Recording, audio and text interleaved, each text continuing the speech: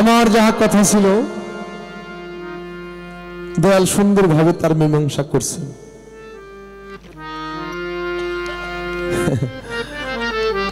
ভালো লাগছে।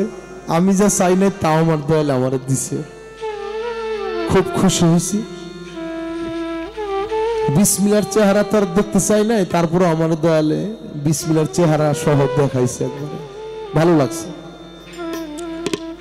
পিছনের কথা আমি ধরে তুলতে চাই না, পাঁচটি পাস, পিছনের কথা পিছনেই থাকুক।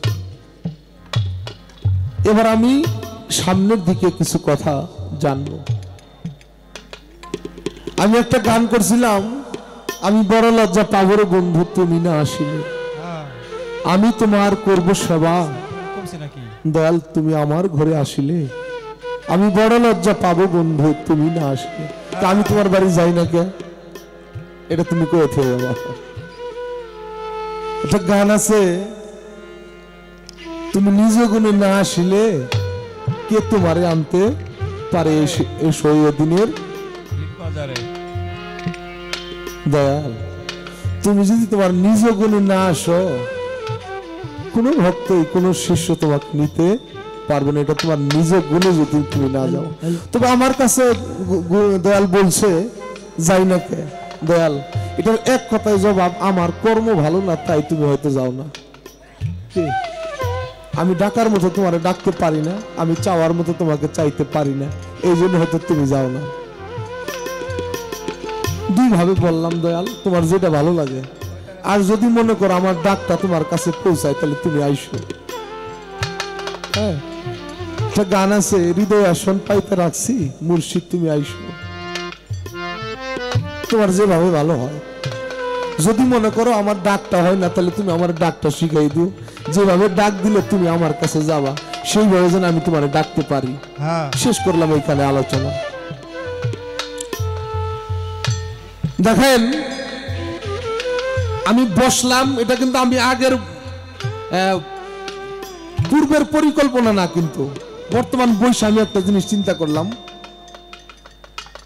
মুজাদ্দিদ আল ফেসানি বাবা উনি একটা কিতাবের মধ্যে বলছেন, মুরিদের গুরুর প্রতি কিরকম আদব থাকা প্রয়োজন। হেডলাইন এটা, একজন মুরিদের তার গুরুর প্রতি কেমন আদব থাকা প্রয়োজন। বিস্তারিত লিখেছেন, প্রথমেই লিখেছেন সাবধান গুরুর ছায়া তোমার শরীরে যেন প্রবেশ না করে। গুরুর ছায়া তার মানে তুমি হাইটা যাইতেছ, এই ছায়াটা যেন তোমার দেহের মধ্যে না লাগে, তার মানে গুরুর ছায়ার মধ্যে যেন তোমার পা না লাগে, সাবধান। দ্বিতীয়ত লেখছে গুরুর সাথে তুমি গুরুর সাথে তুমি হাইটা যাইতেছ, গুরুর সমপরিমাণে যাওয়া যাবে না, গুরুর এক কদম আগেও যাওয়া যাবে না। আপাতত গুরু যেখানে যাইতেছে গুরুর 2 থেকে 3 কদম পিছনে পিছনে তোমার হাঁটতে হবে। গুরু যেই গ্লাসে পানি খায় ওই গ্লাসে শিষ্যের পানি খাওয়া যাবে না। গুরু যেই প্লেটে ভাত খায় ওই প্লেটে শিষ্যের ভাত খাওয়া যাবে না। গুরু যেই বিছানায় বসে শিষ্যের ওই বিছানায় বসা যাবে না, এরকম। এখন গুরুর নিচে বসছে, তুমি চেয়ারে বসছে, এটা তো চরম বেয়াদবি, ইত্যাদি ইত্যাদি। এরকম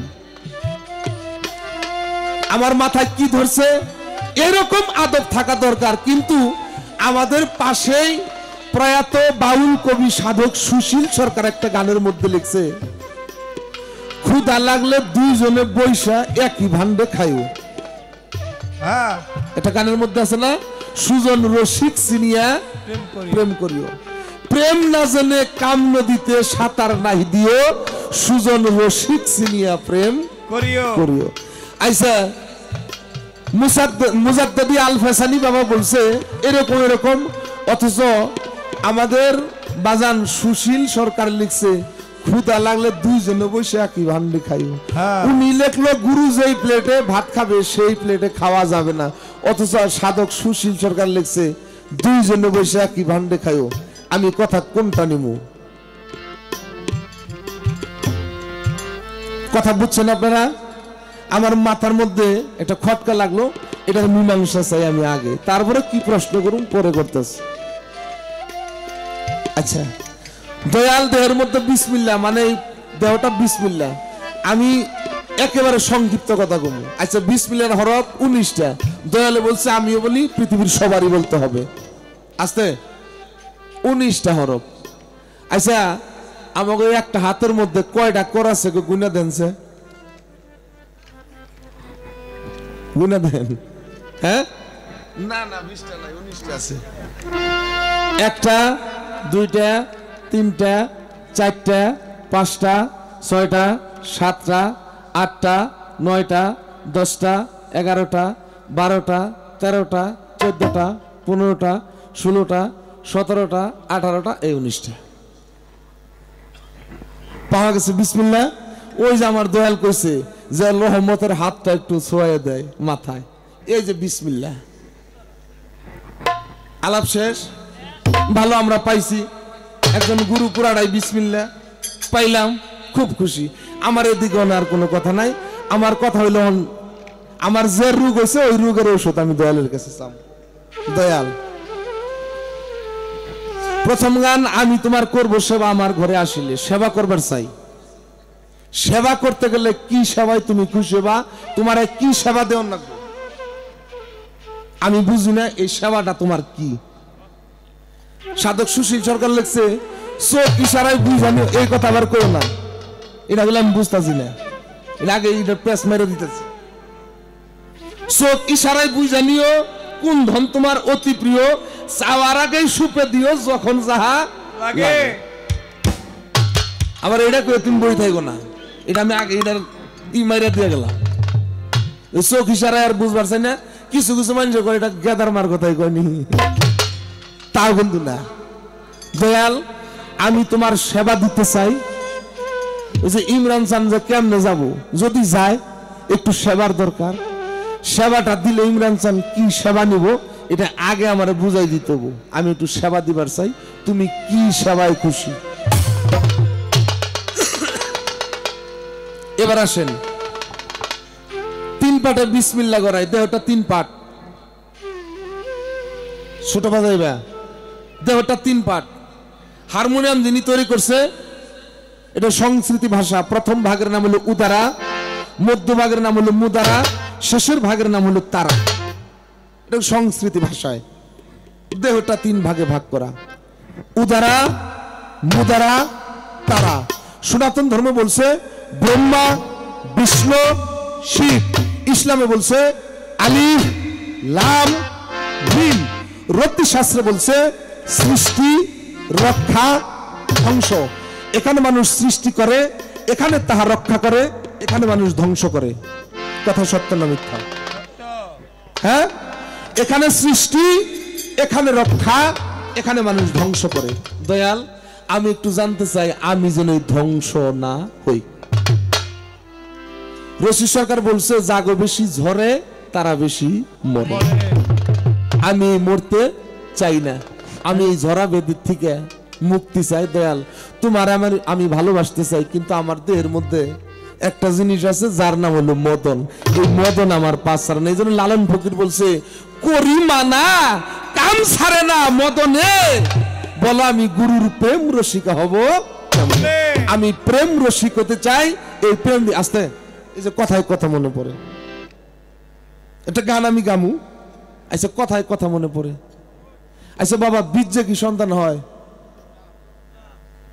না? বাহ, না, বীর্যে কখনো সন্তান হয় না। দেহের 60 ফোঁটা রক্ত মৈথন করলে হয় 1 ফোঁটা বীর্য, 60 ফোঁটা বীর্য মৈথন করলে হয় 1 ফোঁটা রতি, 60 ফোঁটা রতি মৈথন করলে হয় 1 ফোঁটা মতি, 60 ফোঁটা মতি মৈথন করলে হয় 1 ফোঁটা জ্যোতি। সেই জ্যোতি মানে আলো, আলো মানে মায়ের কুল আলো করে সন্তান আসে, জ্যোতিতে সন্তান হয়। দয়াল, আমি একটু জানতে চাই, আবার এই রতি শুধু রতিতে কিন্তু জ্যোতি হবে না, এই রতিটাকে বিশুদ্ধ করতে হবে। কি গো ইমরান চান, আবুল চান, এই রতিটাকে বিশুদ্ধ করতে হবে। আমি খালি একটু জানতে চাই এই দেহের রতিটা বিশুদ্ধ রতি করব কিভাবে? যখন বিশুদ্ধ হবে তখন এই রতিটা হবে জ্যোতি। এই রতি বিশুদ্ধ হওয়ার কর্ম কি আমি একটু দয়ালের কাছে জানতে চাই। এবার আমার একটা গান।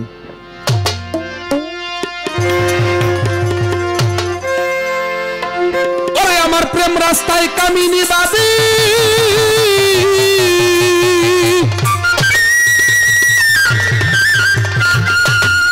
আমার প্রেম রাস্তায় কামিনী বাদী, ওরে সারল না আমার ভব ব্যাধি।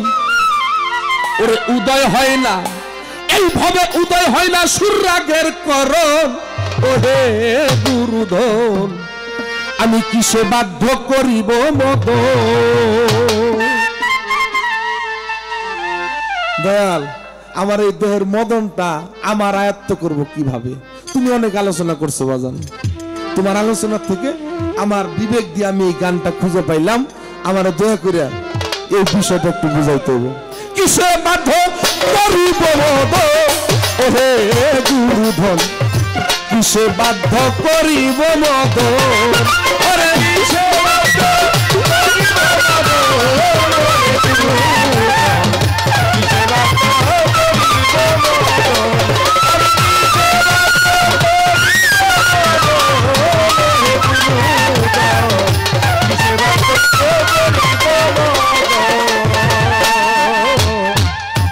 সব কামের ওই লক্ষ্য আছে, কামের সাথী মহিলার গেছে, এমন কইরা করতে কও করো।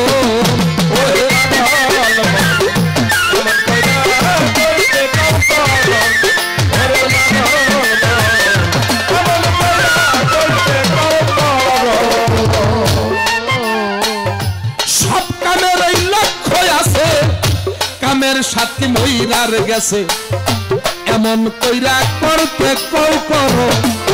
ওহে গুরুধন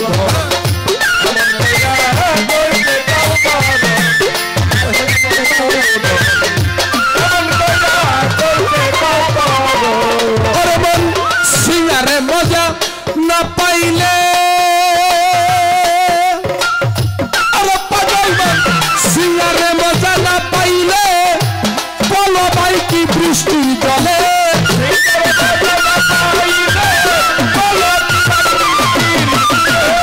সিঙ্গারে মজা না পাইলে, বলো ভাই কি বৃষ্টির জলে। মজা নিলে হয় আবার মরণ, হায় হায় মজা নিলে হয় আবার মরণ। ওহে গুরুধন কিসে বাধ্য করিব মদন। হরি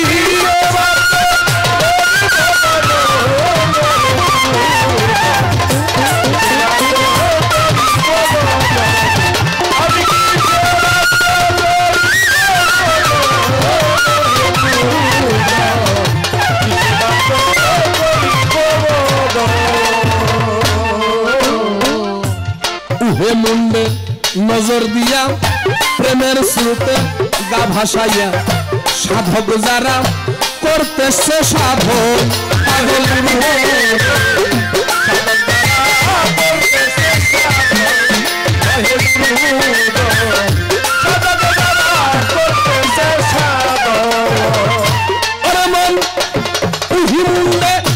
নজর দিয়া প্রেমের স্রোতে গা ভাসাইয়া, সাধক যারা করতেছে সাধন। ওহে গুরুধন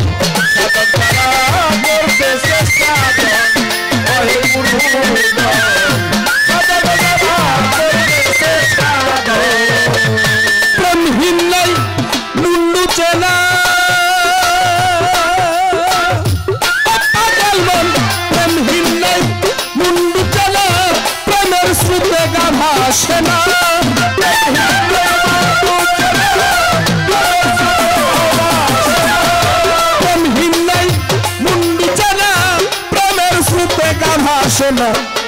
জ্ঞান অন্ধের হয় কিসে দর্শন, হায় হায় জ্ঞান অন্ধের হয় কিসে দর্শন। ওহে গুরুধন কিসে বাধ্য করিব মদন, আমি কিসে বাধ্য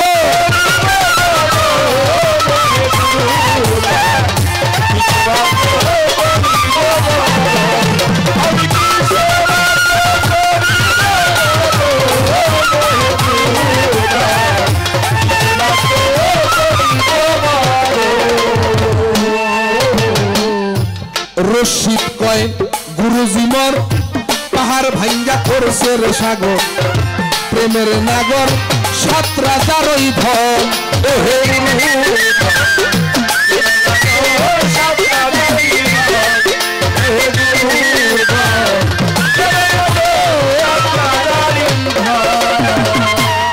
সরকার রশিদ কয় মোর গুরুজি মোর পাহাড় ভাঙ্গা করছে রে সাগর প্রেমের নাগর সাত রাজারই ধন ওহে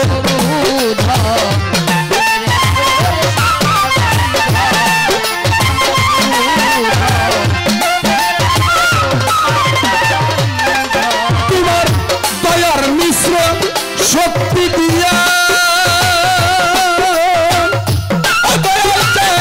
দয়ার মিশ্র শক্তি দিয়া রাস্তা দেখাইয়া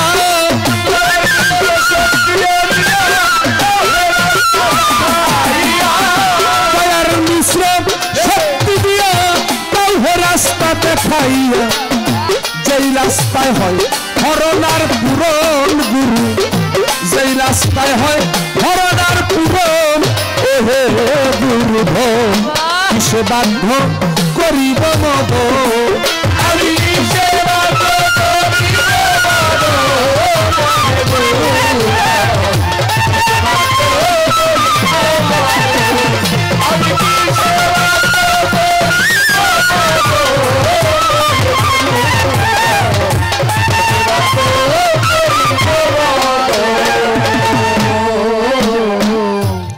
তোমরা একটু শ্রুত বাজাইও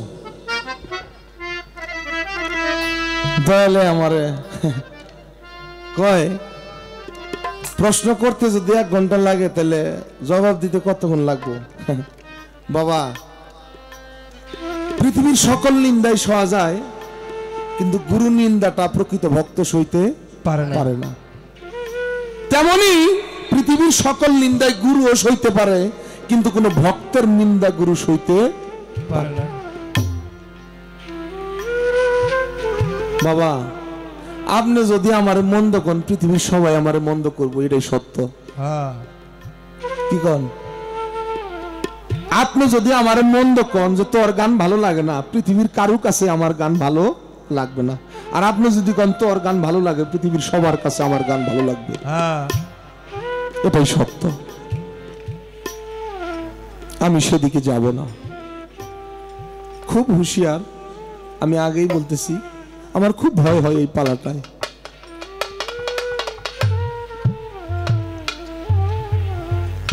আমাদের ঢাকায় চানকারপুল আছে বাবুবাজারের পাশে আপনারা অনেকেই নাম শুনছেন চানকারপুল একটা ব্রিজ আছে ওই ব্রিজের পাশে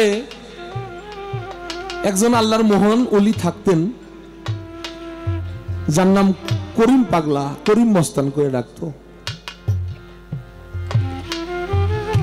ব্রিটিশে বা পাকিস্তান আমলে যখন দেশ স্বাধীন হওয়ার জন্য হয় তখন পাকিস্তানিরা হানাদার বাহিনীরা শুনছে এটা উনাকে ক্রস ফায়ার করছিল একটা গুলি উনার শরীরের মধ্যে লাগে নাই এই করিম মস্তান বস্ত্রহীন থাকতো উনি কোনো বস্ত্র ছিল না বাবারা কথাটা একটু লক্ষ্য করে শুনতে হবে আমি একটা গান করব দেখেন কামেলপুর মুর্শিদ ওলি আল্লাহ যারা তারা কেমন তাদের কাছ থেকে কেমন রহমত পাওয়া যায় ঢাকায় হাইকোর্টে একটা লোক পেশকারের চাকরি করত বেনাফুল তার বাড়ি ছিল তার একটা মাত্র ছেলে সন্তান ছিল উনি হাইকোর্টে পেশকারের চাকরি করতেন হঠাৎ করে ওই ছেলেটার একটা ব্যাধি হইল ব্যাধিটা কি ক্যান্সার কত চিকিৎসা করলো কোনো জায়গায় ভালো হয় না পরিশেষে বাংলাদেশ ডাক্তার বোর্ড বসে ডাক্তাররা বলছে আপনার এই ছেলের চিকিৎসা আর বাংলাদেশে হবে না এটা মাদ্রাজ নিতে হবে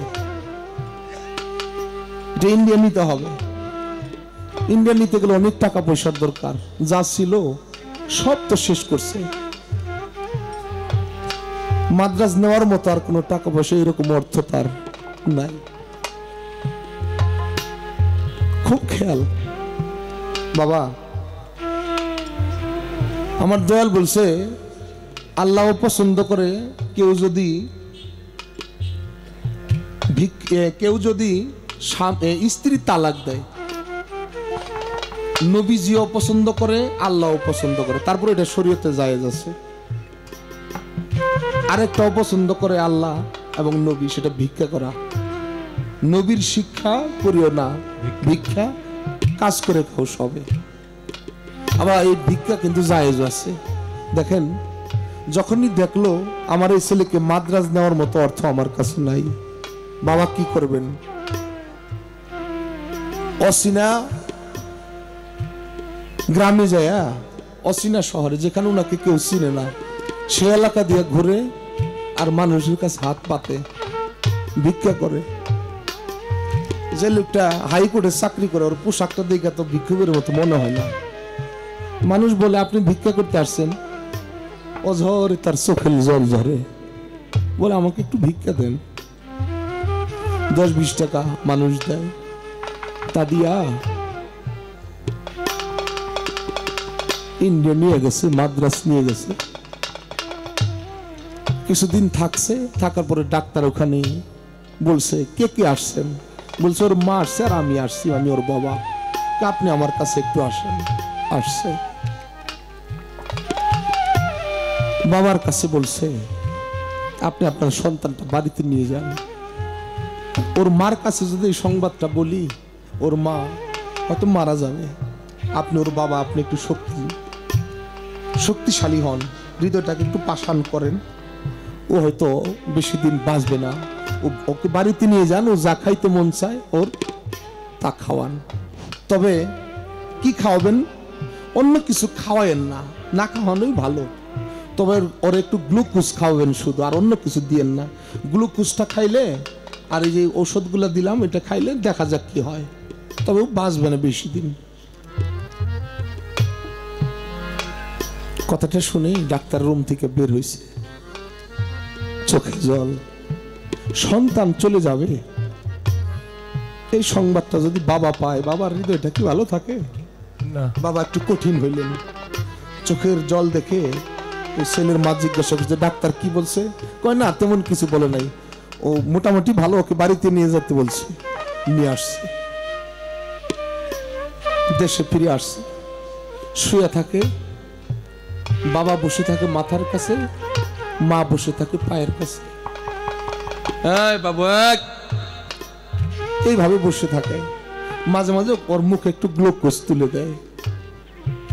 হঠাৎ একদিন মাও পাশে নাই, বাবাও পাশে নাই, ও আস্তে আস্তে আস্তে আস্তে উঠে ওই চানখারপুল ব্রিজের পাশ দিয়ে হাঁটতেছে।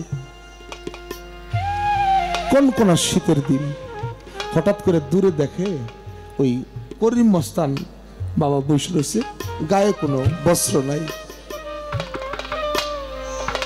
এখন ওই ছেলেটা ভাবতেছে এত কনকনা শীতের মধ্যে কাপড় ছাড়া, বস্ত্র ছাড়া পাগলটা বসে আছে, ওর কি শীত লাগে না?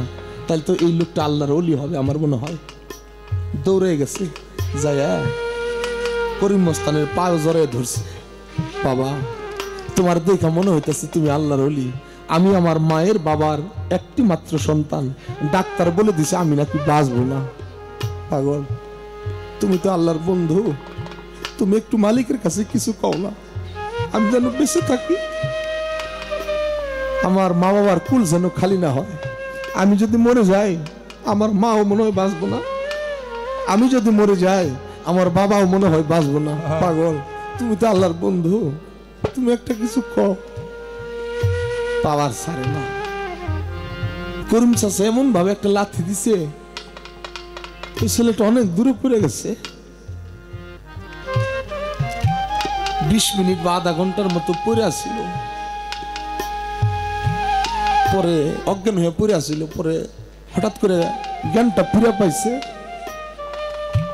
ওর মনে হইতেছে ওর দেহের মধ্যে কোনো রোগ নাই, ও যে একটা ক্যান্সারের রোগী এরকম ওর কোনো কিছু অনুভব হয় না।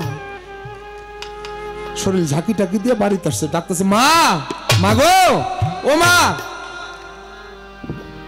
বাবা তুই কই গেছিলি? তোর তো খুঁজতাছি, তোর তো পাই না, তুই কই গেছিলি? মা আমার কয়টা ভাত খাওয়াও। বাবা ডাক্তার নিষেধ করে তোর ভাত দেওয়া যাবো না। মা আমার ইলিশ মাছ দিয়ে ভাত দিবে, আমি ইলিশ মাছ দিয়ে ভাত খাবো, আমার খুব ক্ষুধা লাগছে মা, অনেকদিন ধরে তো সে খায় না। মা আমার খুব ক্ষুধা লাগছে, আমার ইলিশ মাছ দিয়ে ভাত দিবে। বাবা তোর ভাত দেওয়া যাবো না। না মা তুমি দাও। বাবা তোর তো ক্যান্সার হয়েছে। মা গো আমার দেহের মধ্যে কোনো রোগ নাই। কেমনে? মা আমি হাঁটতে হাঁটতে না ওই ব্রিজের পাশে গেছিলাম, তো যাওয়ার পরে ওইখানে ওই করিম চাচা পয়সা থাকে না, কয় ওই করিম চাচা আমার একটা লাথি দিছে। ওই করিম চাচা লাথি দেওয়ার পরে আমার মনে হইতেছে আমার দেহের মধ্যে আর কোনো রোগ নাই। মাগো ওই করিম চাচা আমার লাথি দিছে, ওই লাথির পর থেকে মনে হইতেছে আমার দেহের মধ্যে আর কোনো রোগ নাই নাই। আরে আমি মহান আল্লাহর ওলির দরবারে দাঁড়ায় বলি, বাতেন চান যদি পারো তুমি তোমার ওই পাউডার দিয়ে আমার একটা লাথি দাও। ইমরান চান তুমি আমার একটা লাথি দিয়ে দাও, আমি দরবারে আইছি, আমার দেহের কোনো রোগ থাকতে পারে না, আমি রোগ মুক্ত দেহ চাই। ও আবুল চান, ও আমার বাতেন চান, আমার একটা লাথি দিয়ে দাও।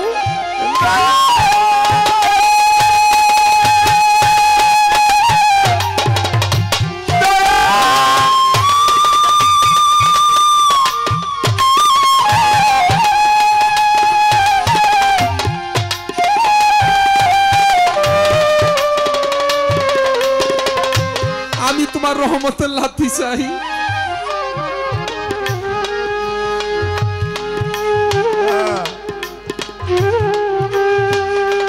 তাই দেখেন খেয়াল করে, যারা গুরু ধরছেন এই পৃথিবীতে ভাই বন্ধু আত্মীয় স্বজন পুত্র পরিজন যাকেই মনে ভাবেন আপন আপন, কেউ আপনার আপন না।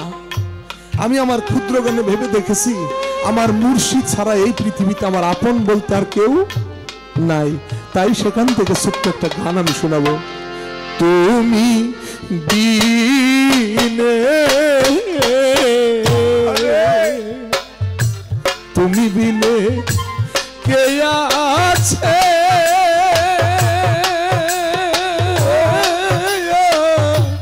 মাররে করম সান তুমি বিনে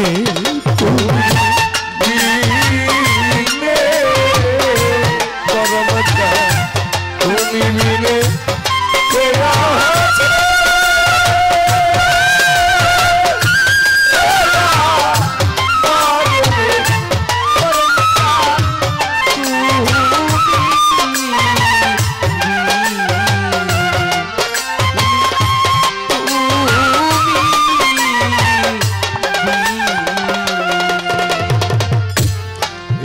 লাহোর গো রিয়া মাঝে বিশু সানের ভাই বেড়াই রে বাবা লাহোর গো রিয়া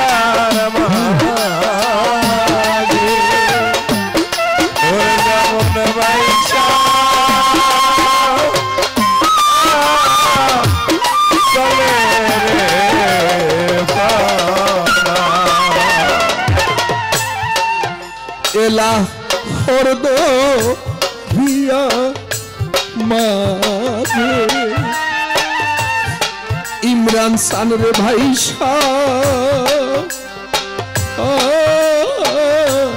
দাঁড়াই রে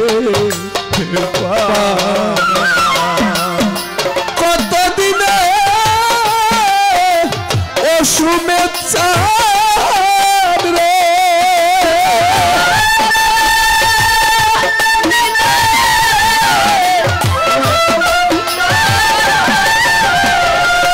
আমার তরি লাগাইবা